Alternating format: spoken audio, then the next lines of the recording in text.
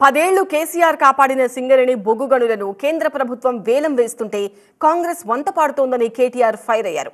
2015లో కేంద్రం తెచ్చిన చట్టం వల్లే సింగరేణికి నేరుగా బొగ్గు గనులు దక్కడం లేదని, ఈ బిల్లుకు నాడు బీఆర్ఎస్ మద్దతిచ్చిందని మంత్రి భట్టి కేటీఆర్ కు కౌంటర్ ఇచ్చారు. తెలంగాణ బొగ్గు గనులను 10 ఏళ్ల పాటు కేసీఆర్ కాపాడిన బొగ్గు గనులను మీరు అమ్మడం వేలంపాట్లో పెట్టడమే మీరిచ్చే రిటర్న్ గిఫ్టా? దయచేసి ఆలోచించాలని చెప్పి కూడా నేను కోరుతా ఉన్నా. అభ్యంతరం పెట్టాల్సిన రాష్ట్ర ప్రభుత్వం, గతంలో అభ్యంతరం వ్యక్తం చేసిన పిసిసి అధ్యక్షుడు, వాళ్ళ ముఖ్యమంత్రిగా ఉన్న వ్యక్తి ఎందుకు ఆహ్వానిస్తున్నాడు? కాంగ్రెస్ పార్టీ పెద్దలు కూడా ఈ విషయంలో చెప్పాలని చెప్పి కూడా నేను డిమాండ్ చేస్తూ ఉన్నా. ఆనాటికి ఈనాటికి ఏం మారింది? ఏ కారణం చేతి ఇవాళ కాంగ్రెస్ పార్టీ బీజేపీ నిర్ణయానికి వంతపాడుతున్నారు? ముఖ్యంగా స్వయంగా డిప్యూటీ సీఎం గారు ఎందుకు రేపు వేలంపాట్లో పాల్గొంటున్నారో కూడా చెప్పాలని చెప్పి కూడా మేము డిమాండ్ చేస్తూ ఉన్నాం.